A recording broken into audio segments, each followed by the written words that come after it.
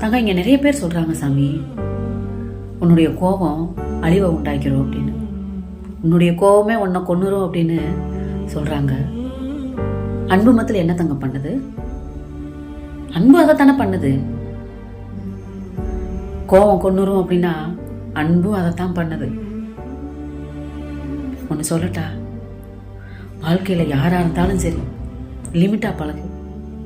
லிமிட்டை தாண்டின அப்படின்னா உனக்கு கடைசியாக மிஞ்சுறது வேதனையும் கண்ணீரும் மத்தளம்தான்.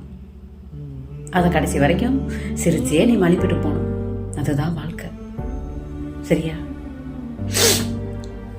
யாராக இருந்தாலும் சரி லிமிட்டாக பழகு. யாராக இருந்தாலும் சரி லிமிட்டாக பழகு. அதுதான் ஓ வாழ்க்கைக்கு நல்லது. உனக்கு அதுதான் சாமி நல்லது.